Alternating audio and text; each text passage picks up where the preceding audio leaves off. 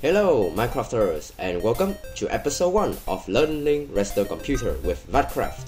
Today we were gonna create our very first arithmetic logic unit, or ALU for short. I will not gonna explain what is an ALU and all of that definitions because Matt has already made a video about this topic, so I highly recommend you to watch that video first, and then you can come back to this episode so we can have all of the knowledge needed to build our first ever ALU.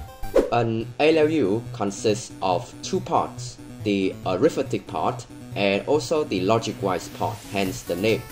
The arithmetic part is basically just addition, subtraction, multiplication, division, and many more. As for the logic-wise part, it consists of AND, OR, NOT, XOR logic. So basically just Boolean algebra. So an ALU is essentially just a bunch of arithmetic operations and logic-wise operations, and you can select those operations with some sort of inputs. So to build an ALU, we first need to build the arithmetic part and also the logic-wise part, and then combining all of that with a single control system. So yeah, let's get right into it. The first thing that I'm gonna make is an adder, because that's one of the operations that we can use in the ALU. So yeah, let's do that.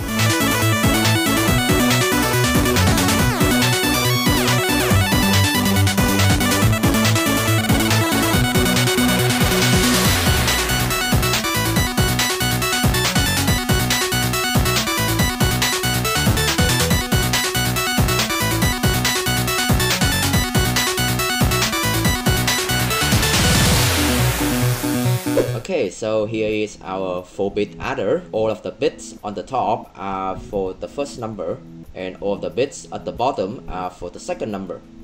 We also have a carry in bit and also a carry out bit. Now let's do some addition, shall we? Let's do something simple like 1 plus 1. This should give us 2 in binary, and yeah, it is 0, 0, 1, 0, which is 2 in binary. Let's do something bigger like 8 plus, I don't know, 10 maybe? Oh no, that's not 10. So 10 is like this, plus 8 plus 4, that, wait, this 4 plus 2, nope, I am wrong. So this is 4, right? So 4 plus 4, that will equal to 8. Yeah, we have 8, 1, 0, 0, 0, that's my mistake. Let's do something else. Now this is 10. No, that's still not 10. This is 10. So 8 plus 2. 8 plus 2, that's 10. So 1, 0, 1, 0. And we can add 5. Let's do 5. So 5 is 4 plus 1. That should give us 15. And yeah, we have all of the bits lights up because this is the representation of 15 in binary. Now if we just add 1 to this, let's say this, we will get 0 over here, and we will get a carry out bit. So yeah, our adder works. And of course, if the numbers are greater than 4 bits, like the numbers are too big for it's to be represented using 4 binary bits, it will get overflow and our addition operation will not gonna be correct anymore. Now we should work on our subtractor, and the funny thing about subtractor is we can basically use an adder to do subtraction. But how, you might ask? Well, glad you have asked that question. Let's say I have 3 minus 1 like this. So it should equal to 2, right? So let me write out the 2 here. So yeah, 3 minus 1 equal 2. But we can look at this in a different way as well. In the previous example, we have 3 minus 1 equal 2. But here, what is this? Well, we have 3 plus negative 1. And if we do the math, 3 plus negative 1 will still gonna equal to 2. So from this, you can clearly see that subtraction is basically just addition with negative numbers. Oh, that's it, that was laggy. So the problem here now will gonna be how to represent negative numbers in binary. A cool way that you can represent negative numbers in binary is by using the 2's complement. So the way to do subtraction in binary is by using the 2's complement, and the way that the 2's complement works is like this. The first thing that we need to do is, well, turn this into a plus because we are doing addition, but now we have to represent this number right here in the negative form. So the way that we can do that is, first we reverse the bits. So 0 will become 1 and 1 will become 0. So let me do that like so. So now we have 1 1 0. The next thing that we need to do is we need to add 1 to this. So this 0, when add 1, this will gonna become 1. So now this right here, like the orange number right here, this is actually negative 1, but in binary. So now if we just do addition, so 1 plus 1, that is 0. Let me write that down like so. And we also carry out a number 1 up here, so let me mark that. So 1 plus 1 plus 1, that will equal to 1, because 1 plus 1 equals 0, and 0 plus 1 again will equal 1. We also have a carry out over here, and now we have 1 again and 1 here. So 1 plus 1, this will gonna equal to 0, and there is a carry out, so the carry out will be here, and I will just gonna write that down right here. So now from this addition we have 0 1 1 plus 1 1 1 equal 1 0 1 0, but since this is a 3-bit binary addition, we can just ignore this bit. So now if you look at this, we have 0 1 1, that is 3, plus 1 1 1, which is negative 1 but in binary, and we will get 0 1 0, and this is actually 2 in binary. So we just do subtraction using addition. Pretty cool, right? With that knowledge, let's try to implement that to what we have here.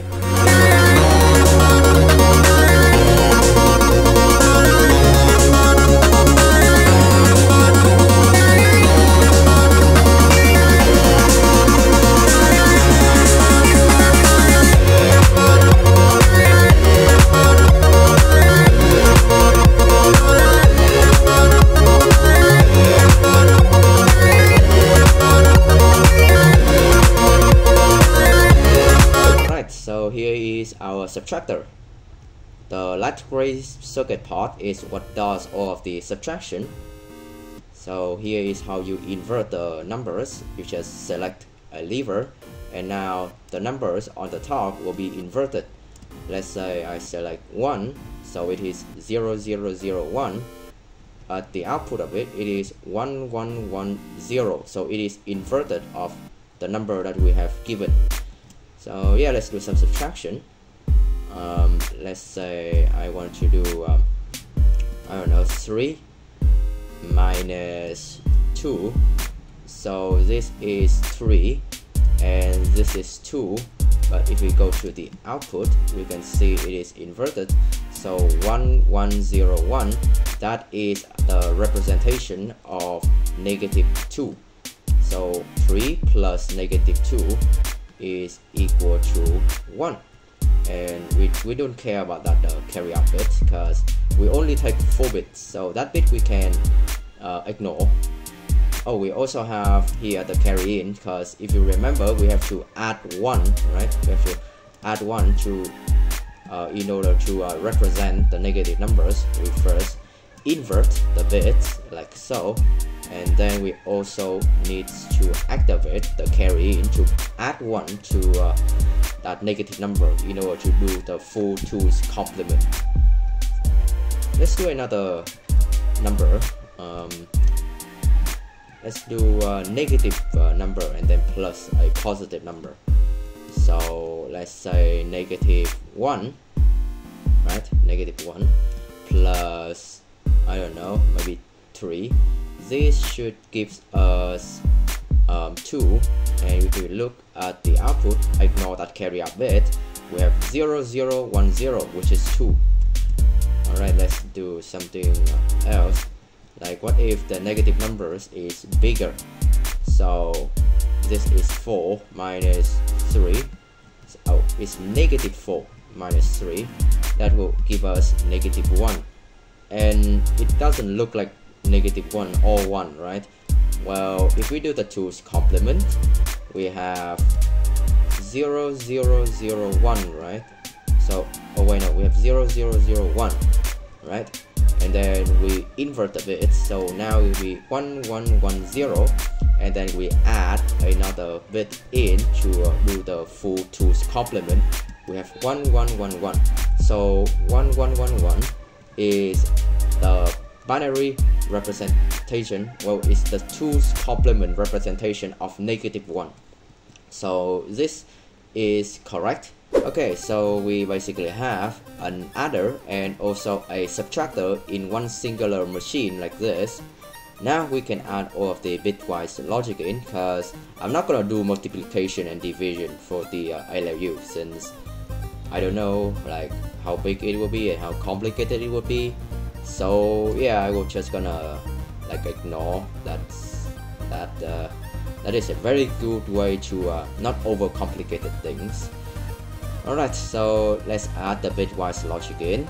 And for those who don't know what the hell is bitwise logic, you should watch Matt's video. It's really useful if you can, because most of the stuff that I'm saying here, he has already covered. So yeah, if you want more knowledge about it, you should really watch his videos.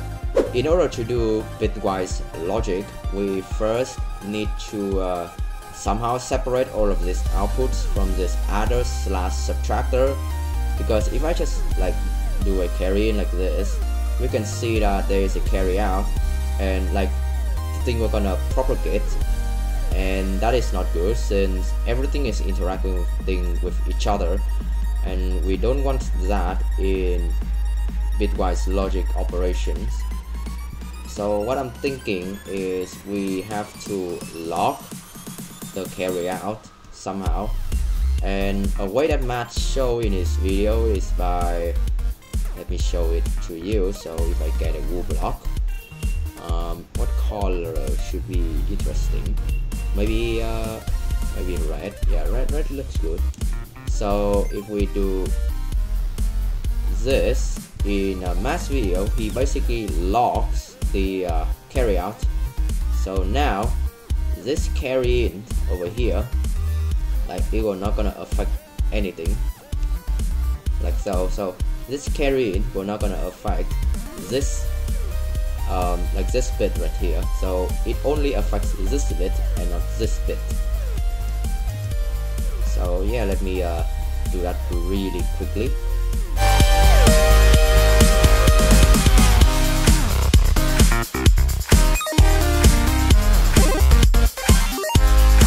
Alright, so we basically have a way to like lock all of the carry outs using redstone torches, which is really nice. From what I learned from Matt, he basically told us that if you add this line in, you basically turn the adder slash subtractor into a bunch of XNOR gate. So let's try that. Let me flick that on. Okay, so we have all the bits on. That makes sense because all of the carry outs are basically on right now. And since this XOR is working, we should get like an output to all of the bits.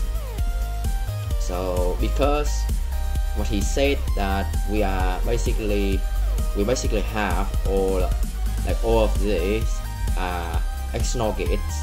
When we turn that lever on, what we should expect is, if 2 bits are different like this, we should not get an output. And that's correct, because XOR is 1 0 will gonna be 1, and then we invert that, because XNOR that will equal to 0. Let's try some other combination. Let's say this, so that should give us 0 0 0, and that should be 1. So it's a 1 0 0 0. So only bits that are similar, so here they are similar, they are both off, we will get an output. And if they are different like this, we will not get an output, because it is an XNOR gate. It is an XOR, but the output of the XOR is inverted. And if I understand this correctly, we can also turn the XNOR here into an XOR by just inverting one of the numbers. So we should get 0 1 1 1. So let's check. 0 0 is 0, yeah, that's correct. XOR is like that. 1 0 is 1, yeah, that's correct. 0 1 is also 1, yep. And 1 0 is 1, yeah. So we basically have XNOR, so this is XNOR, and XOR in the same thing. So now this circuit right here has addition, subtraction, XNOR and XOR. So we have 4 operations that we can do: 2 arithmetic operations and 2 logic-wise operations in this singular 4-bit circuit right here, which is really cool in my opinion. Now we are still not done yet. We still have OR, NOR, AND, NAND, and all of those other like logic-wise operations. So yeah, let's add them. Now in Matt's episode about ALU, he basically told us that if you power this like redstone dust right here, it turns this XOR gate into an OR gate. And yeah, that's true, because if you power this redstone touch will always be off, so the output will only be controlled by the 2 inputs. So if one of the 2 inputs are on, we can always get like the output. So yeah, let me do that. We can do that simply by doing this and have a redstone line going like this. We should not put it here because it will cut out this, so let's put it 1 block up. Let me do this, and let me do this. Just place in the redstone dust. Gonna do this, and like so. Placing in the blocks and repeater to power the redstone dust. Oops. And yeah, that should be good. Let's remove this because it's unnecessary. Drag it out like this. I don't know. Do we need to invert this? I don't think so. So we can do this. Yeah. Alright, so what should happen from what Matt told us is, if you power this AND gate, basically this torch is an AND gate because it is receiving signals from that redstone dust over there. If we power that, this AND gate will be broken, which means that the carryout will always be 0 because we don't have a carry in.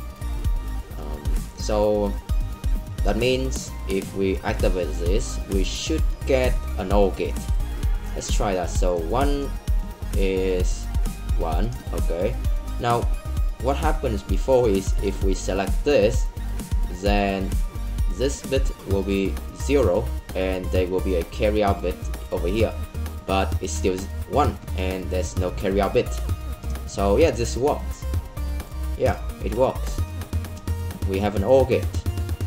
Nice. And we can also like do an X, like no, not an XNOR, but an NOR gate by just inverting, right? So yeah, so 1 1, that is 0, like if we do this, so 1, that will be, wait, that's not 0. Interesting. Oh, because there's a carry in. Okay, so if we don't have this carry in, yeah, if we don't have the carry in, it will not be broken. Okay, so I will have to modify this a little bit. Yeah, I will have to modify this a little bit, and we will be able to have NOR and OR works flawlessly. Let's see how to fix this. I think what I can do is somehow use this line to cut off this line, and we can do that with, you know what, let's use just repeater, oh yeah, just comparator, and yeah, I just use comparator because I don't want to use pistons. They are moving parts which can like affect stuff that are very like not good. So yeah, let's just use, okay, how can I do this cleanly? I guess you can do this and that. Yeah, this works. Oh wait, it doesn't work. I need to invert this one more time, and yeah, that should work. So now, yeah, it works. Okay, because if 0, like this is a bunch of NOR gates, we have 4 NOR gates here. If we select a bit, so this is 1, we should expect 0. Yep, and it is the same over down here, but we yeah, we need to invert both bits like that, you know, to actually get like the expected result.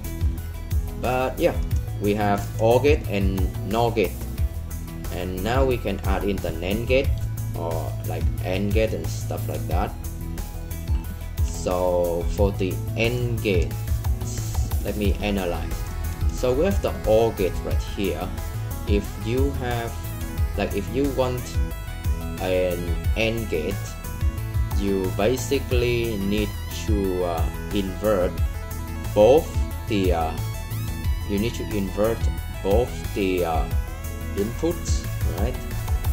Invert both the inputs and the outputs, and we can invert the outputs using this. So yeah, all the outputs are inverted. We also need to invert this, and now we should get why that is on. Wait, what? Oh, okay. Yeah, okay. So from this, this should be an AND gate. So if we do this, nothing should happen. Yeah, but if we do this, yeah, we have an output. And let's do something else. Let's do this, this, and this. So we should expect this column to have an output. Yep, and that column as well. So only columns with similar bits will we receive an output like so. And if we want to do a NAND gate, we can just like reverse that. So 1 1, we should expect 0. So column with similar bits should be 0, and columns with different bits should be 1, and that's 0 and that's 1. Oh, let's go. Nice, it works. With a combination of these 4 levers, we basically have addition, subtraction, and then we have XOR, XNOR, OR gate as well, and then AND, and then NAND, Yeah, I think that's a lot. So we have XNOR, XOR, and then OR, and then NOR, and then AND, and then NAND. So yeah, we have 6 logic-wise operations and 2 arithmetic operations, which is more than enough, I think. Now there's one thing in Matt's episode about ALU that I don't fully understand, and that is the bit shifting. This is a very important thing about ALU, because that basically allows us to do division and multiplication and also some other bit shifting stuff that I don't know currently. But it is something that is really important. He does show it, but I don't quite understand like the logic and how it works. So what I'm thinking is we can like hook up the output of what we have here to a shift register. That thing I know how it works, and that should also gives us like the shifting operation of an ALU. It's not the cleanest solution, but for a small brain like me, I think that should be good enough. And besides, we have something very compact already. So yeah, I think it is good to have a shift register and a separate like button to select and to shift the bits from the output of this thing. If you have like a better way to do this, then let me know in the comment section. I would really love to read all of your comments about this.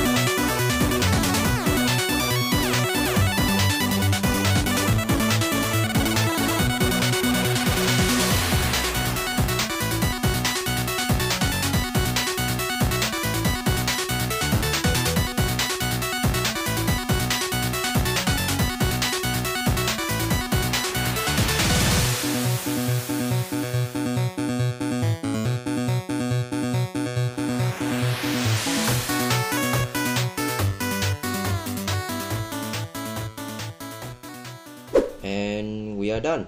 This is our shift register right here. This is a design by Darkness344.